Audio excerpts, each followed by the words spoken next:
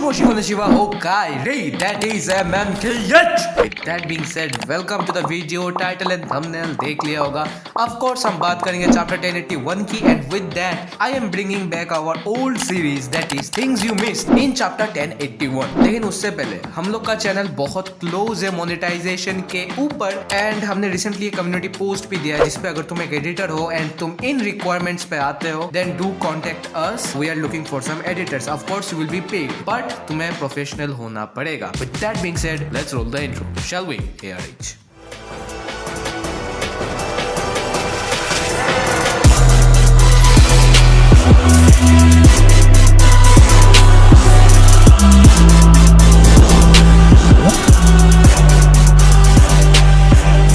सबसे पहले बात करते हैं इसकी कवर पेज की, जहाँ पे सारे स्ट्रॉ हैट्स हमें सोते हुए दिखते हैं, लेकिन सांजी एक कुकिंग का बुक पढ़ रहा होता है. और सो वी थॉट, लेकिन कुक में COKKING वाला होता है कुकिंग, लेकिन यहाँ पे COC या बिल्कुल क्लैश ऑफ क्लैंस का किंग कहा गया है सांजी को. बट COC का शॉर्ट फॉर्म होता है COC, एंड मैं वो प्रोनाउंस नहीं करूंगा वरना YouTube $1 लगा देगा. सो या COC को हम क्या कहते हैं, प्लस KING लगा दो. डैम, मैं एज्यूम करता हूँ कि तुम चैप्टर पढ़ लिए होगे, क्योंकि नहीं पढ़े तो इसमें स्पॉयलर्स होंगे. चलो आगे बढ़ते हैं नेक्स्ट पॉइंट की ओर. दैट इज आओकीजी ने बस हिबारी को ही क्यों फ्रीज किया, व्हाई नॉट कोबी, क्योंकि रोकना कोबी को भी था. एंड हम चैप्टर के पहले भी देखते कि आओकीजी के लिए छोटी मोटी बातें पूरे आइलैंड को यहाँ पे फ्रीज कर देना, क्या उसने इसलिए नहीं किया क्योंकि हजारों पिजारों को कष्ट होगा, दर्द होगा, या फिर कुछ और रीजन था. आई मीन चलो हम अगर चैप्टर के फ्लैशबैक में भी जाते तो हम देखते कि उसने स्वान को तक फ्रीज कर दिया था. ओके, सो व्हाई नॉट कोबी? It does not make sense. शायद इसीलिए ताकि अगर कोबी को चोट लग गया तो शायद ब्लैक बियर्ड वो डील नहीं कर पाएगा. देन हिबारी को ही क्यों? That bags a lot of question. अब हम अगले वाले में जाते हैं, जो बहुत छोटी सी डिटेल है. वो ये है कि जो बीबी की सेट ऑफ टीथ थी, ऊपर 2 गायब और नीचे 1 गायब, वो पूरे चैप्टर में चेंज नहीं हुई. एंड ये वही सेट ऑफ टीथ थी जिसके साथ उसने एस के साथ फाइट की थी. एंड मजेदार बात है, चैप्टर में फ्लैशबैक, जो कि बहुत पहला का फ्लैशबैक था जब आओकीजी मिला था ब्लैक बियर्ड से, तब भी वो सेम सेट ऑफ टीथ थे. और अभी जो हमें लॉ के साथ फाइट दिखाया गया है वहां पे भी, एंड ऑफ कोर्स लॉ हराया गया है, लेकिन वो खत्म नहीं हुआ. Also the meeting with Blackbeard, Aokiji का जो वो सब रिएक्शन था ना, it seemed so fake. And ऐसा लगता था कि जैसे आओकीजी का प्लान ही था कि वो ब्लैक बियर्ड को हराएगा, आई मीन उसके टीम में जाएगा by doing something. Also Aokiji is a titanic captain. That also begs the question, जब वो डोफी के सामने था तो उसने डोफी को क्यों नहीं मारा? What's the big point here? Law को क्यों नहीं मारा? What's the big point here? I don't know. Aokiji is planning something and that's for sure. वरना उसने कोबी को क्यों फ्रीज नहीं किया? एंड गार्ड का कहना, आओकीजी चुपचाप तो यूनिफॉर्म पहन ले. Like what? ये क्या चल रहा है यहाँ पे? आई मीन उस बंदे ने लिटरली अकाइनू को पूरे शरीर में उसके छूने लगाए, एंड उसके बाद वो ब्लैक बियर्ड के साथ मिला, इतने क्राइम्स किए, एंड जस्ट बिकॉज गार्ड ने रिकमेंडेशन दिया तो आओकीजी वापस एडमायरल के पोजीशन में चला जाएगा, लाइक मरीन की वर्दी पहन के. क्या इतना इजी है मरीन में जाना? I told you long ago on the road, I got what they're waiting for. Don't run from nothing, dog. Get your soul. Just tell 'em ain't laying low. भाई this is too confusing for me, and order does needs to explain some things at least. And अगर हम आओकीजी के dialogue को पढ़े flashback में, जब वो हजारों पिजारों को कुछ बोल रहा था, तो इट सीम्ड लाइक अकाइनू और शाकाजुकी वाज एक्चुअली इमोशनल जब वो फाइट कर रहा था. इतना इमोशनल कि उसने आओकीजी का पैर ले लिया, आई थिंक फॉर मेमोरीज.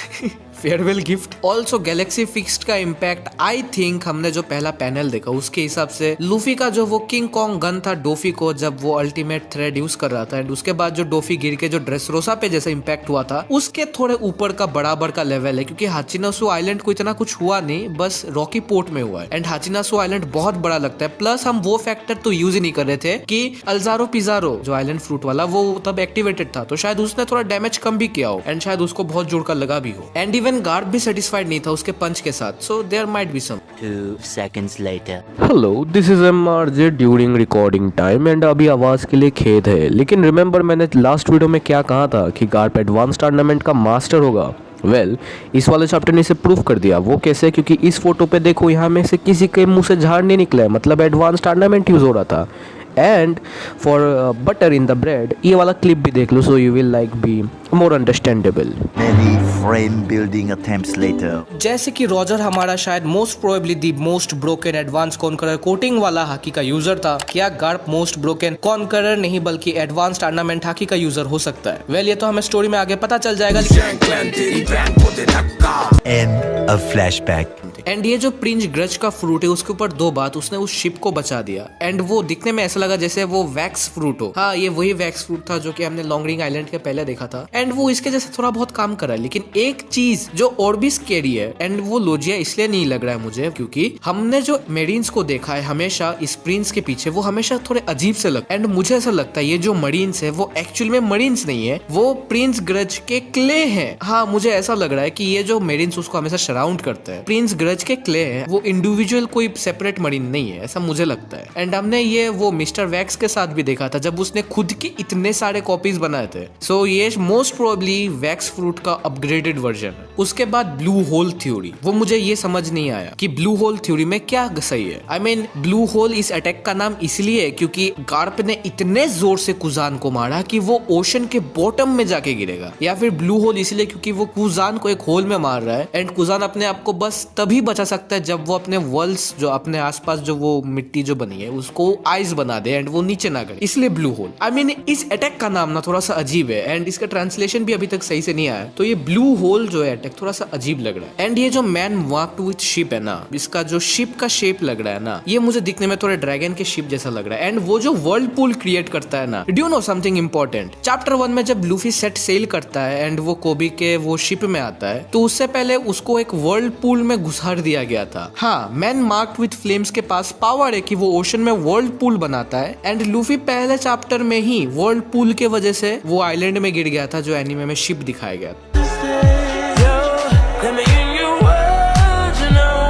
अब लास्ट पॉइंट ये है कि अल्जारो बिजारो को क्या दर्द हुआ दो नेम्ड अटैक से, और अभी शिरियू कहाँ पे है, क्योंकि एकलौता शिरियू ही है जो शायद गार्ड को बीहेट कर सकते हैं क्योंकि उसके पास स्नीकी वाला फ्रूट है, आई मीन इनविंसिबल वाला फ्रूट। देखने वाली बात है कि गार्ड का राइट हैंड मैन बोगार्ट कहाँ पे है, वो भी नहीं दिखा है। एंड ऑफ कोर्स हेलमेट इस चैप्टर में भी रो रहा था एंड कुजान का आके अचानक से हिबारी को फ्रीज करना वाज सो शॉक्ड कि गार्ड भी 2 सेकंड के लिए खड़ा था। आई मीन उसने कोबी को क्यों नहीं किया, इट जस्ट हर्ट्स मी। अगर तुम्हें पता हो तो देन कमेंट सेक्शन में मुझे बताओ। With that being said, peace and जय Shri Ram. Will see you in the next video.